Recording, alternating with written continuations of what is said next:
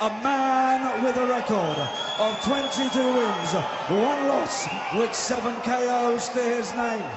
At yesterday's weigh-in, he scaled 8 stone, 9 pounds, 8 ounces, and tonight he wears the blue and red shorts. Ladies and gentlemen, please welcome the British champion from Liverpool, James Dickens.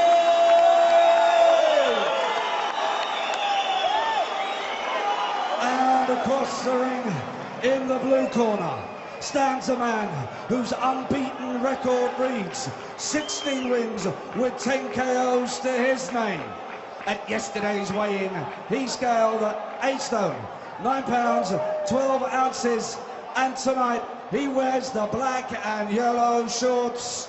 Ladies and gentlemen, please welcome the WBA Super Bantamweight Champion of the world from Miami, by way of Cuba, Guillermo Rigondeaux. Your referee will now give his final instructions to both boxers. Spoke to you both in the dressing room, you both know I expect. Keep it clean, break straight away when told. Both got your heads in close. Good luck to you both, touch gloves. Ladies and gentlemen, this is the WBA Super Bantamweight Championship of the world. A fight that was scheduled first time for March. Rigondeaux had problems getting a visa, but now here he is. Against Willie Casey, the Irishman, 5 years ago. He took Casey out in the opening round. Dickens has been saying it is his destiny to be the world champion. What can he do? It's a big question, John. It really is. What can he do? Well, it'd certainly rank alongside the likes of Lloyd Honeyghan against Don Curry, against Randolph Turpin, against Sugar Ray Robinson, if he pulls this one off. Oh, it'd be such an amazing win. It'd be the biggest win by any British fighter in recent years, that's for sure. I think the Turpin-Robinson thing stands alone. 1951, that was.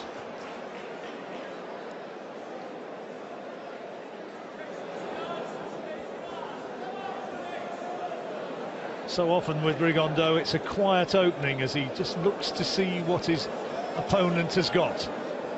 And he makes you miss by inches, centimetres sometimes. He wound up on that left hand. Good jab there from Dickens as well, that's good. A little bit of confidence maybe there for Jazza.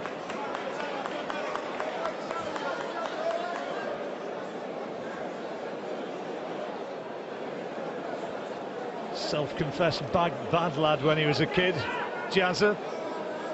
Turned his life around with his religion and with his boxing. Works as a volunteer in soup kitchens and night shelters back home in Liverpool. And a proud product of the Everton Red Triangle Gym.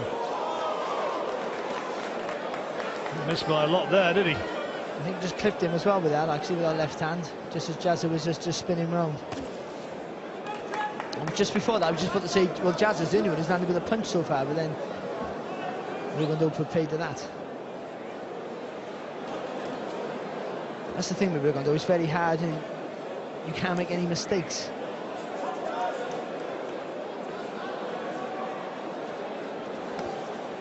Behind the scenes, those who've been working say that all through the week Rigondeaux's been sweetness and light. Come fight night, it's been a slightly different story. Business time. Very, very quiet opening round. But this is the Rigondeaux way, isn't it? He just likes to have a look at his opponent. Nice little jab from Jazza. Landing on the gloves there was Jazza Dickens. It's good to see he's willing to let his hands go though if he sees the opportunity. Well, he can't allow himself to be overawed, can't allow himself to be intimidated. Good shot there from Rigondeaux in the closing seconds of the round. Right hand gets through. And a little bit of an old-fashioned stare between the two. In the corner, Paul and Michael Stevenson.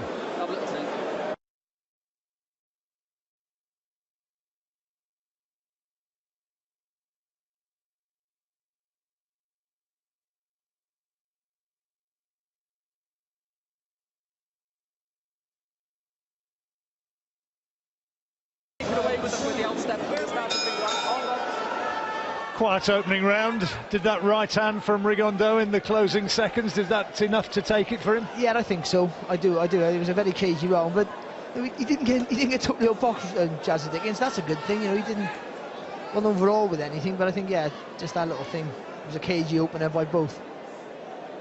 Battle of the Southpaws. So many of the great Cuban amateurs over the years have been Southpaws. That was the way, the coaching method.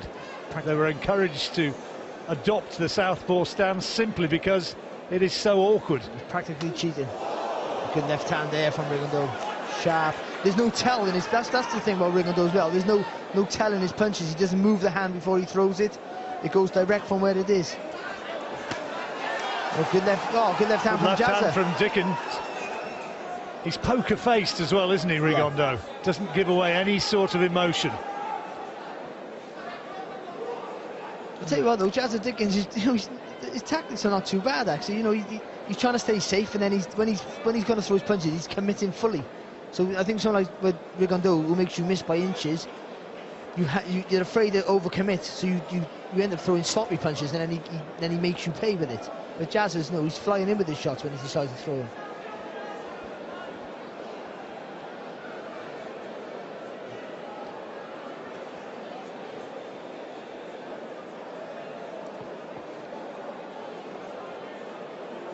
Rigondeaux just waiting for Dickens to commit himself. He might have a long wait. Dickens trying to stay tight, compact, and adopting a cagey approach himself. Look at those faces on the far side of the ring, every one of them not wanting to miss 1 second, because that's all it takes with the blink of an eyelid. Rigondeaux hasn't really landed a big shot as yet. He's had the one left hand in this round. Dickens responded, so on that basis fairly level, and that was blocked.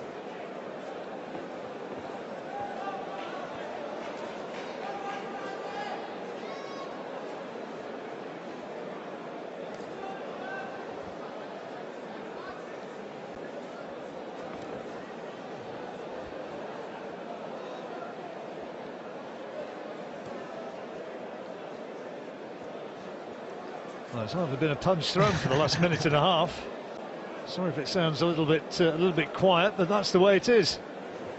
Dickens not prepared to commit himself. Likewise, Rigondeaux. And this is where the criticism stems from Rigondeaux, is that he's not willing to ever take the lead. He's always reacted, never proactive in his work. Dropped by Top Rank, the promoters, and by HBO, the American boxing channel, for precisely that reason. Well, how do you score that? That's got to be a level round, surely. It's got to be, haven't it? You know, nothing. They both landed with a left hand. That was it. It's a 1-1 draw.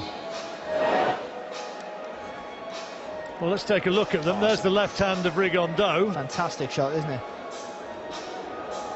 And here's the left hand. No, that's a different angle. From a different angle, and in a moment we'll see the left hand of Dickens.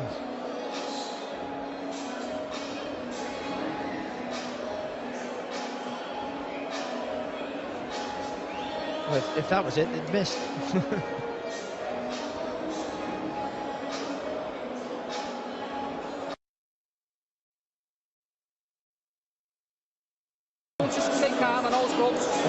I think Jazz is saying he's broke his jaw. He's gone. The fight's over. Shot, I think. That one shot has ended the fight. It's all over.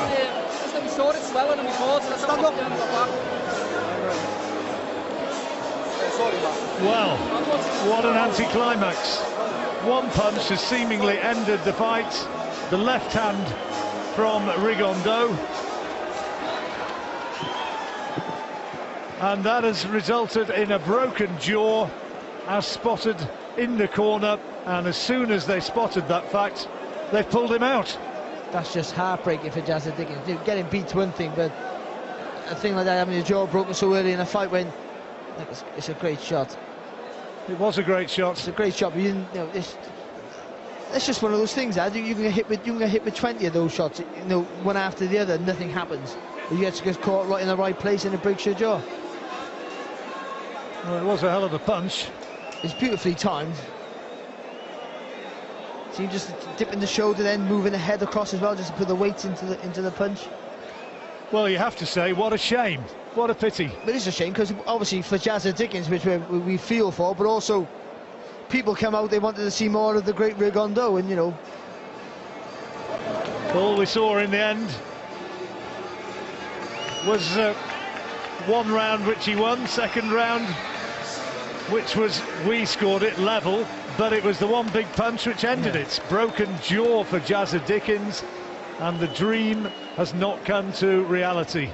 Well, actually, looking back at the replay, Jazza actually missed with his big left hand, so it would have been a Rigo round, really, but it looked like he caught him with a shot, and yeah, we didn't get to see anything that we didn't see what we hoped with Jazza, going out on his shield or pulling one of the biggest upsets in boxing history, or Rigo putting on a masterclass. Either way, we sort of feel a little bit cheated. I hope that Jazza Dickens gets his opportunity again, and the jaw heals and he can continue his career. That's the most important part. Unfortunately, ladies and gentlemen, that means that the winner and still the WBA Super Bantamweight Champion of the world from Miami by way of Cuba is Guillermo Rigondeaux.